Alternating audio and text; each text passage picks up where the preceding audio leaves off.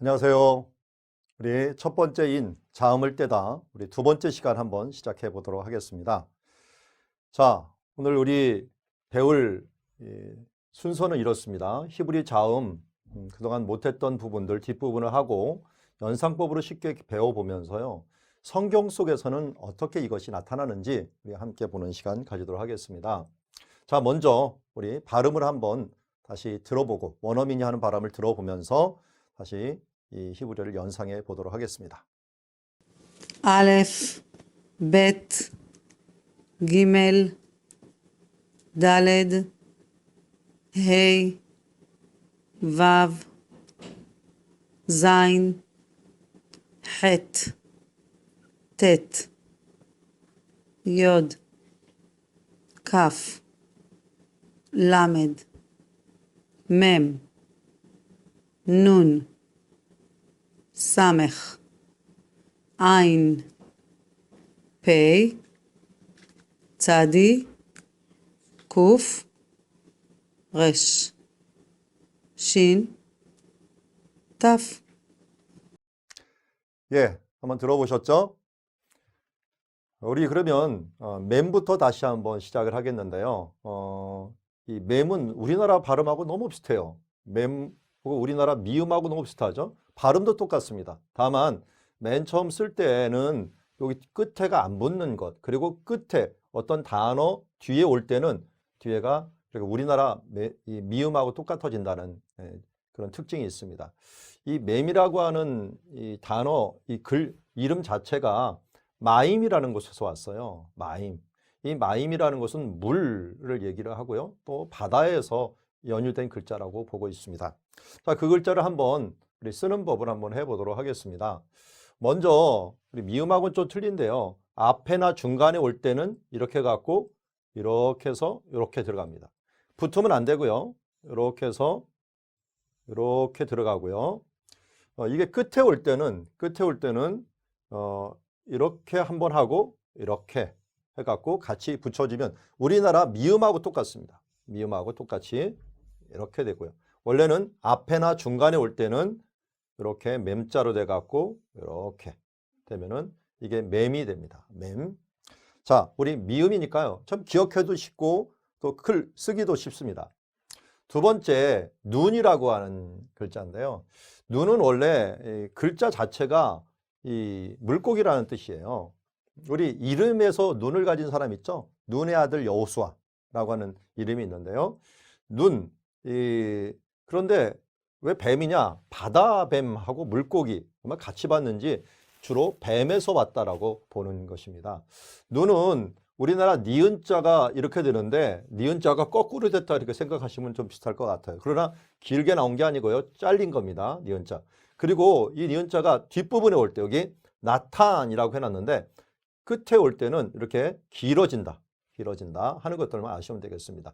눈, 우리가 우리 알로에 마임 할 때 맴이 나왔고 여긴 눈이라고 하는 눈의 아들 여호수아 할 때 눈을 기억하시면 되겠습니다. 물고기 혹은 뱀에서 유리했다라고 하는 걸 알 수 있고요. 눈 글자 쓸 때는 이것도 끝에 반각 문자예요. 이렇게 하고 끝에 조금만 하면 되고요.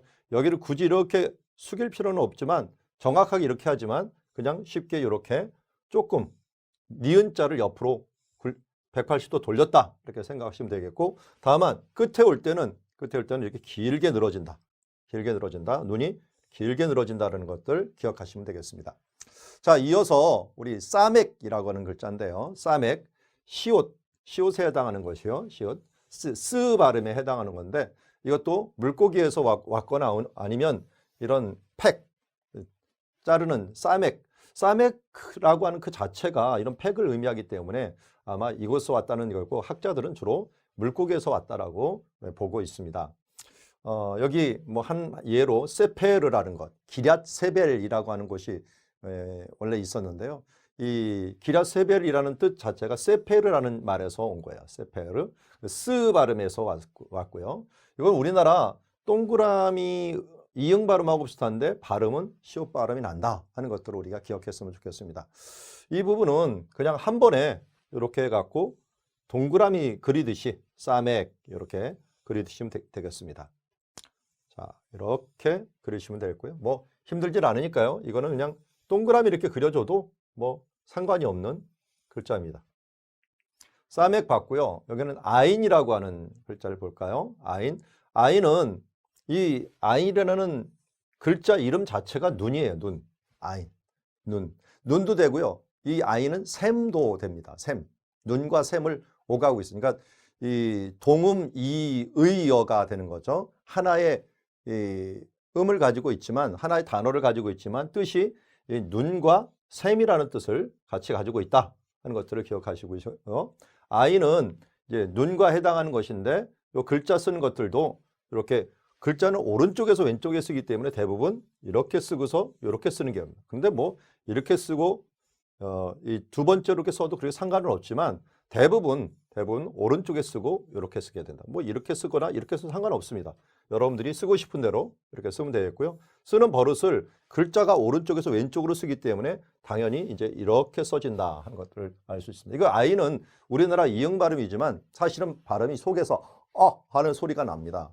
그런데 이거 아랍 사람들은 쓰지만 이스라엘 사람들은 거의 구분이 없습니다. 그래서 그냥 발음이 나는 이응 발음이 난다 이렇게 생각하시면 되겠습니다. 자, 아인이고 그다음 폐. 이 폐도 아까 아인이 뭐라 했습니까? 아인 자체가 눈이나 샘을 의미한다 그랬죠. 이 폐도 폐 자체가 입이에요. 입이라는 말에서 왔을 것이라고 봅니다. 그래서 폐는 끝에 못 쓸 때 좀 틀려지는 글자들 이렇게 여기가 쫙 펴지는 글자들이 몇 가지가 있었죠. 아까 눈도 있었고요. 그리고 앞으로도 계속 나오겠는데 이게 이 글자는 아까도 마찬가지죠. 이렇게 갖고 카프처럼 쓰고 끝에서 이렇게 굽어지면 되겠습니다. 카프처럼. 그래서 이렇게 굽어지면 되겠고 아니면 카프에 갖고 뭐 여러 글자체 이렇게 휘어져도 되겠습니다. 저는 이렇게 쓰는데 어쨌든 이렇게 카프 한 다음에 이렇게 일자. 그리고 여기 끝에 왔을 때는 이렇게 하고 끝에가 휘어 쭉 나옵니다. 그리고서 여기에만 휘어주면 되겠죠. 그래서 끝에가 이렇게 나오는 글자들 이거는 카프 중에서도 뒤에 끝에 오면 이런 글자가 된다 하는 것들을 기억하시면 되겠습니다. 크 발음이 나는 거고요. 이어서 이제 쯔 발음, 쯔가 더 많이 나오는데요. 그냥 어떨 때는 츠라고 얘기를 해요. 근데 현대 이스라엘 사람들은 모두 쯔라고 발음을 많이 합니다. 쯔. 짜디라는 이 말인데요. 짜디. 이것도 뒤에가 끝에 올 때는 어떻게 돼요? 지금 펴지게 되죠. 그래서 양을 갖다가 존이라고 그러는데 존이라고 하는 말을 보면은 한 예로 여러분 아시면 좋겠습니다. 꽃이라는 꽃 모양하고 굉장히 비슷하죠. 꽃에서 연유했다고 보고 있습니다. 자, 그래서 이걸 쓸 때도 오른쪽부터 이렇게 쓰면 좋아요. 오른쪽부터 쓰고 이렇게 쓰면 좋은데 뭐 이렇게 쓰고 이렇게 써도 무슨 상관이겠습니까? 그렇지만 이렇게 쓰고요.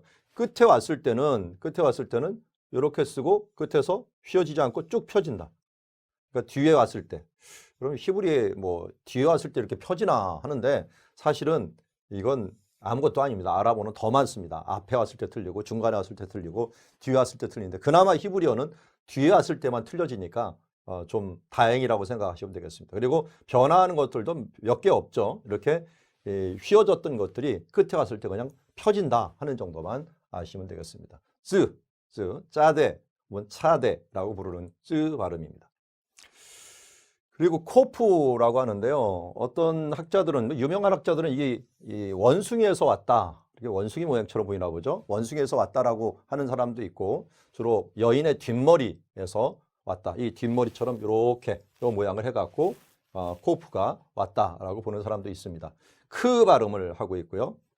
우리 카프라는 것들도 코프하고 카프 카프는 흐 발음이 좀 나고요. 이건 코는 그냥 키읔 발음이 된다. 근데 우리나라 글자에서는 모두 다 키읔 발음. K와 CH 발음이 좀 틀린 거죠.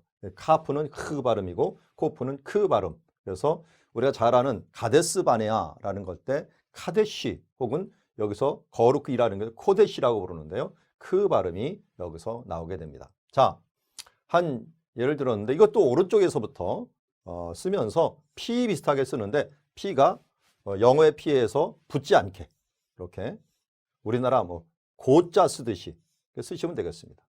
이렇게 고자 쓰듯이 써주시면 되겠습니다. 코프 발음이었고요. 이 발음은 우리 원어민을 통해서 한번 계속 들어보셔서 알겠지만 우리나라 사람이나 외국인들이 내기 힘든 발음이에요. 이건 주로 L하고 영어 L이 아니라 영어 R과 비슷한 발음이 나는데요. 절대 R은 아닙니다. 절대 R은 아니지만 그냥 표기만 R을 할 뿐이에요.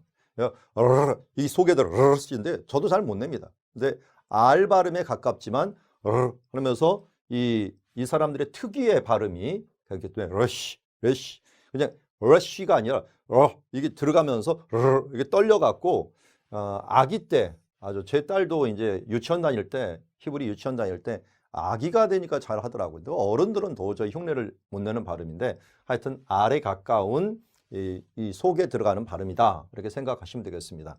로시라고 하는 이 말은 이제 머리라고 부르는데요. 이 로시하고 레시하고 같은 의미이기 때문에 자음이 같으면 의미가 거의 같아요. 그렇기 때문에 이 레시나 로시나 같은 의미고 이게 머리에서 왔다라는 것들 아시면 되겠습니다.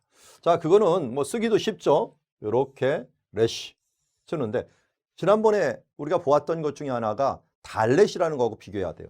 달렛은 이렇게 해서 이렇게 써요. 근데 사람들이 빨리 쓰다 보면 이렇게 써요. 그런데 이거하고 너무 비슷해요. 그러니까 잘못하다가는 이거나 혼동이 될 수가 있어요. 그래서 반드시 달렛은 이렇게 직각을 꺾는 버릇을 해주시고요. 이거 쓸 때는 이렇게. 그래서 예를 들어서 아람, 아돔 이게 굉장히 비슷해요. 자, 한번 연습해 볼까요? 여기 아담이라고 하는 끝에 올 때 이렇게 된다 그랬죠. 아담이라는 게 있고요. 여기에서 레시가 되면 어떻게 돼요? 레시가 되면 아람이 돼요. 아람. 그러니까 요거는 굉장히 비슷한데 이 레시 하나하고 달렛 하나에 따라서 이게 아람 그러면 아람이라고 하는 나라고요. 이 아담 그러면 사람이라는 뜻이에요. 그러니까 완전히 의미가 틀려지는 것은 요 글자 하나를 꺾느냐 안 꺾느냐 하는 것들에 따라서 의미가 틀려지기 때문에 이 레시라고 하는 이 발음은 조심해서 발음을 해야 되기도 하지만 쓸 때도 조심해야 되는 부분이다. 그래서 리을 발음에 해당하지만 R 발음에 가까운 히브리의 고유한 이 발음이다 하는 것을 아시면 되겠습니다. 자, 이제는 신이라고 하는 단어인데요. 신이라는 단어하고 여기다가 점을 이쪽에다 찍어보면 쉰이라고 돼버려요. 신과 신. 그런데 이스라엘 사람들은 그냥 하나의 단어로 의식을 하고 있습니다. 그래서 그냥 이렇게 하나를 써버려요. 써버려갖고 신으로도 쓰고 신이도 쓰는데 그래도 우리가 정확하게 구분하는 것들은 필요할 것 같아서 이게 신이라고 하는 것, 사데라고 하는 발음이 할 때도 들판이라는 발음이 있고요. 여기 보면 이 신이라는 발음은 그래서 요렇게 해서 요렇게 하고 여기다가 앞에다 하면 신이라는 발음이 됩니다. 신. 자, 요렇게 화살에서 연유했다. 화살처럼 보입니까? 뭐 이렇게 하고 화살 보이면 되겠죠? 화살에서 연유했다고 보는데 자, 신이라고 하는 어떤 사람은 또 이 입술, 이빨 뭐 이런 거하고 연관시키는 사람이 있는데 뭐 이 유래는 그렇게 중요하지 않습니다. 자, 쓰는 것들 하여튼 잘 외우도록 연상기법을 해놓은 거니까요. 이게 쉰이라는데요. 쉰이라고 하는 쉰이라고 하는 말이 원래 이빨이라고 하는 말에서 왔어요. 그래서 이 자체, 쉰 자체가 이빨이라는 뜻이기 때문에 바로 이빨과 관련이 있을 것이다. 이렇게 봅니다. 그래서 쉰. 이거는 그러니까 쉬 발음이 나는 거고 약간은 쓰 발음이 나는 거예요. 그런데 조금씩은 틀려요. 이거는 쓰 발음에 가깝고 사맥은 요 쓰 발음에 가깝고 그리고 여기는 시읒 발음에 가까워요. 시읒 발음에. 요거하고 가까운 게 이제 이 사맥 우리 동그라미 이렇게 했던 사맥 있죠? 사맥하고도 발음이 비슷한데 이것 때문에 이제 십볼렛이라는 발음이 나와요. 그러니까 십볼렛 할 때 요 신 발음하고 요 발음하고 비교를 해갖고 사맥과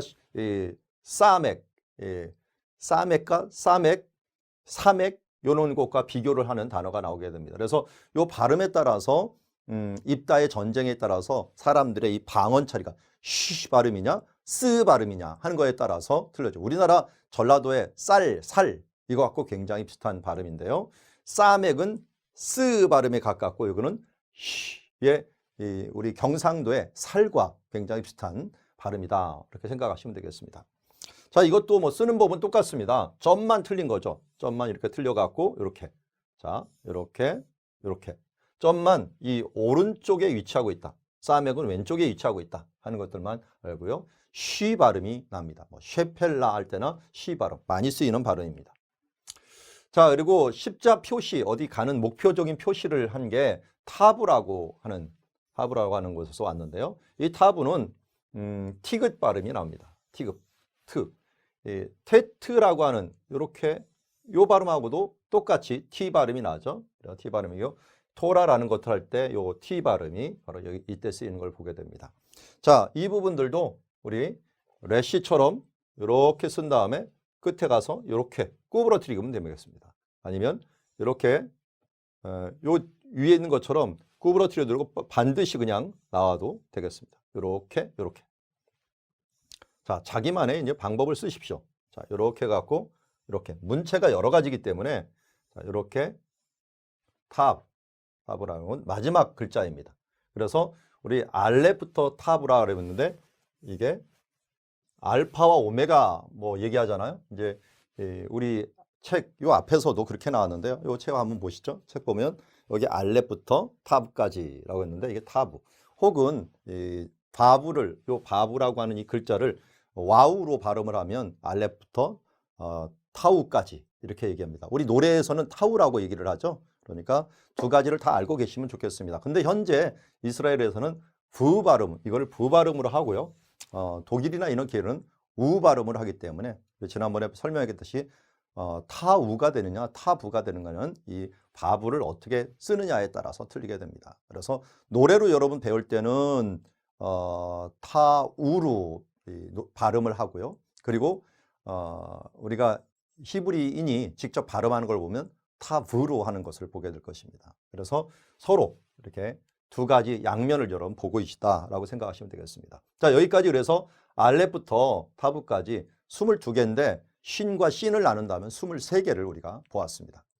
자, 이어서 한번 발음을 다시 한번 들어보고 우리 노래로도 한번 들어보고 발음으로도 이번은 한번 들어보고 둘 다 한번 조금 시간이 있더라도 들어보도록 하겠습니다. 먼저 우리 현진이 하는 발음 먼저 들어보고 이어서 노래로도 한번 들어보도록 하겠습니다. א', ב', ג', ד', ה', ו', ז', ח', ט', י', כ', למד, מם, נון, סמך, עין, פ', צדי, קוף, רש, שין, תף. א' ב' ג' ד' ה' ו' צ' ה' ט' י' כ' ל' מ' נ' ס' ע' פ' צ' ד' ק' ל' ש' ש' ת' א' ב' ג' ד' ה' ו' צ' ה' ט' י' כ' ל' מ' נ' ס' ע' פ' צ' ד' ק' ל' ש' ש' ת' 이어서 베게드 케페트 문자라고 하는 특별한 문자를 조금 구분해서 배웠으면 좋겠어요. 요거는 자음인데요. 앞에 올 때 요 가운데 점이 찍힌다는 거예요. 점이 찍힌다. 이 점이 찍히니까 그것을 좀 조심해서 우리가 봤으면 좋겠습니다. 베가드 케펫. 그래서 요게 베잇, 김멜, 달렛, 이 캅, 이 페, 탑 이렇게 할 때는 요 앞에 가운데 점이 들어간다 하는 특징을 여러분들이 아셨으면 좋겠고요. 자, 글씨 쓰는 것들도 여러 형태가 있다. 아까 우리나라에도 서체가 여러 가지죠. 서체가 여러 가지인 것처럼 여기도 이런 식으로 쓸 수 있고 이런 식으로 쓸 수 있고 또 이런 식으로 그러니까 다양한 형태를 한번 제가 보여봤어요. 그러니까 여기 일부러 자음을 쭉 써놨는데요. 이렇게 하면서 여러분들이 여러분 나름대로 걸로 한번 만들어 가 보시기 바랍니다. 그래서 글자체를 다양하게 쓰고 이것만 이 22개만 계속 3번 쓰고 3번 쓰고 3번 쓰고 해갖고 또 3번 쓰면은 12번, 3, 40이 12번 쓰잖아요. 12번 쓰면 아마 여러분들에게 충분한 이런 연습이 될 것이라고 봅니다. 자, 뭐 이건 참고로 알려드리는 건데요. 알렙이라는 게 이제 소에서 왔다 그랬잖아요. 베트는 집에서 왔다. 그런데 제가 우리 사사 중에서 여자 사사 드보라 이야기에서 야엘이라는 여인이 시스라를 죽이는 장면이 나와요. 그것과 함께 연상을 하면서 한번 그 이야기와 함께 연결해 갖고 우리 알렙이 어디에서 연유했는가 하는 것들 이런 것도 한번 알아보면 좋을 것 같아서 한번 만들어 봤습니다. 알렙 소를 몰고 나갔다. 남편이 소를 몰고 나갔는데 집을 지키는 여인이었는데 그 여인은 야일이라는 여자가 혼자 지키고 있었다. 그런데 김멜은 낙타에서 연유했는데요. 낙타만 집에 옆에 있었고 그리고 달렛은 문에서 연유했는데 문을 열고 기도, 감사 기도를 하고 있었다. 이렇게 해서 그냥 연상해서 한번 보길 바랍니다. 바부, 그 다음 6번째 글자가 바부인데 여기 바부는 갈고리에서 연유했다면 갈고리에는 자인, 화살을 의미한다면 화살이 걸려 있고 그리고 헤트, 담장이라고 하는 담장을 넘어서 테트, 바퀴처럼 구르듯 시스라가 온다. 그리고 요드, 그녀에게 손을 뻗어서 이 도움을 청하고 또 손바닥을 펴서 카프, 환영을 한다. 그리고 라메드는 지팡이에서 왔는데요. 그의 손에는 지도자의 지팡이가 있었다. 그리고 그런 시스라는 물을 달라고 했어요. 맴은 물에서 왔죠. 물을 달라고 했지만 그런 우유를 먹였고 이 지혜로운 여인 야엘은 뱀같이 바다 뱀같이 지혜롭게 또 지혜로운 여인이었고 또 물고기 모양의 말뚝, 싸매기 물고기에서 왔다 그랬죠. 물고기 모양의 말뚝이라고도 또 보고 있어요. 자, 물고기 모양의 말뚝을 들고 그리고 그 눈을 보았는데 그 시스라는 눈이 감겨 있어. 아인이라고 하는 말이고요. 페라는 말은 입인데요. 입을 해벌쭉 벌린 채 그는 깊이 잠들어 있었고 짜디, 꽃 같은 여인 야엘은 코프, 머리카락, 이 눈을 가리지 않도록 래쉬, 머리를 묶는다. 그리고 신, 활을 쏘듯이 조준하고 쉰, 이빨을 악문다. 타브, 그리고 십자 표시를 그리고 한 관자놀이의 말뚝을 박았다. 이렇게 연상기법을 하는 이유는 순서를 좀 외우는 효과도 있고요. 그 글자가 어디에서 연유했는가 하는 것도 볼 수 있는 그런 효과도 있습니다. 그래서 한번 이야기로 이렇게 연상기법으로 쫙 하면서 순서도 한번 알아보기도 하고 또 그게 어떤 이유에서 이런 글자가 나왔는가 하는 것도 한번 보면 좋을 것 같습니다. 자, 우리 성경 속으로 한번 들어가서 우리가 배운 글자가 성경 속에서 어떻게 활용이 되는가 하는 것도 한번 봤으면 좋겠어요. 자, 마태복음 1장 17절에 오면 예수님의 족보를 얘기했는데 그런즉 모든 대수가 아브라함부터 다윗까지 14대, 다윗부터 바벨론으로 잡혀갈 때까지 14대, 바벨론으로 사로잡힌 후로부터 예수님까지 14대. 다 뭡니까? 14대, 14대, 14대라고 잠깐만 얘기해요. 이 14는 히브리어에서는요. 숫자를 이 글자 순서가 중요한 게 글자 순서가 바로 숫자였어요. 알렙 그러면 1이고요. 벳 그러면 2였고요. 김멜 3, 달렛 4. 이렇게 여러분 노래로서 한번 외우는 게 중요한 것은 이 숫자가 몇 번이더라 라고 해갖고 9까지 간 다음에 10이 오고요. 10 요드가 된 다음에 요드 다음에서부터는 20, 30, 40 그리고 100까지 단 데는 1000 이런 식으로 2000, 3000 이런 식으로 글자가 쭉 나가기 때문에 여기 보면은 달렛이 4번째 오고요. 바브가 6번째 옵니다. 근데 다비드라고 하는 이 글자는 이렇게 달렛, 바브, 달렛 이 돼 있기 때문에 요거를 합치면은 4, 6, 4가 되면서 14가 돼요. 그래서 다윗의 이 이름을 숫자로 표현하면 14가 되는 겁니다. 그래서 예수님의 족보에서 의도적으로 이 마태는 셀이었잖아요. 숫자에 굉장히 밝았어요. 그래서 숫자적으로 예수님을 표현하려고 했는데 그 숫자적으로 표현하다 보니까 다윗과 관계에서 숫자를 표현하고 싶어서 바로 족보를 14대요, 14대요 이렇게 나눈 것을 보게 됩니다. 이것은 문자를 알 때 해석 가능한 그런 하나의 부분이다 할 수가 있습니다. 자, 그 외에도 우리 아주 재미난 히브리 이 장들이 있고 시편이 있는데 이 시편 같은 119편 같은 경우는 우리가 이 시에서뿐만 아니라 성경에서도 가장 긴 성경으로 알고 있잖아요. 이 가장 긴데 172절에 해당하는 176절에 해당하는데요. 이 구절들이 참 신기하게 어떻게 되냐면 8절씩 묶여 있어요. 8 곱하기 22 그러면은 어떻게 보면 176이 나오는 거예요. 그래서 8절씩 알렙이 8절, 베트가 8절, 김멜이 8절, 달렛이 8절, 그리고서 맨 끝에 타브가 8절 해갖고 176절이 되어 있습니다. 그래서 이 시지만 이걸 알파벳 아크로스틱이라고 부르는데요. 앞에 이 글자를 똑같이 우리나라 같은 가가가가가 나나나나나 이런 식으로 해가지고 표현하면서 시를 쓴 것을 봅니다. 이건 사람들이 기억하기 쉬우라고 하는 것들도 있고요. 아주 절제된 미를 보이기 위한 것도 있습니다. 주로 이렇게 되면 기억하기가 쉽죠. 다음에 예레미야 애가는 아주 좀 독특해요. 예레미야 애가는. 예레미야는 보면은 1절은 알렙, 2절은 벳, 김멜은 3절은 김멜, 4절은 달렛. 그래서 22절이 딱 돼 있어요. 22절이. 그럼 2장은 어떻게 할까요? 예레미야 2장도 똑같이 알렙부터 이 타브까지 또 22절이 되어 있습니다. 3장은요. 3장은 조금 더 특이해요. 3절씩 알렙 3절 그리고 베트 3절 이렇게 해갖고 곱하기 22 곱하기 3 하도록 나와 있고요. 그 다음에 4장에 가서는 또 알렙 베트 김멜 달렛 5장까지 있는데 5장에서는 이걸 깨버립니다. 왜 이렇게 썼을까?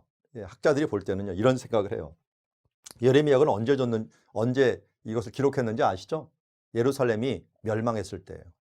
예레미야 선지자가 예루살렘 멸망했을 때 그 광경을 보면서 이 애가를 불렀는데 이 애가를 부를 때 우리 같으면 막 그냥 아무렇게나 막 그냥 슬프다 막 이렇게 할 텐데 이 예레미야는 절제를 합니다. 그 아픔을 절제하면서 알렙, 벳, 김멜, 달렛 하면서 그것을 후대 사람들이 이 아픔을 기억하기를 원하지만 그러나 잘 정제되면서 절제하면서 사람들에게 외울 수 있도록 만들어 놓은 시가 바로 이제 예레미야 애가입니다. 그러다가 한 3장 정도 가서는 이게 복받쳐 갖고 3번 알렙 벳 이렇게 나가다가 다시 돌아옵니다. 4장에서 돌아왔다가 5장에서는 이걸 깨버립니다. 이제 너무 힘듭니다. 깨버리면서 자기의 아픔을 노래하는 그런 시들이 바로 예레미야 애가입니다. 그러면서 이 알파벳은 숫자도 해당하지만 그러나 알파벳은 어떻게 보면 시를 적을 때 그들이 쓰는 방식을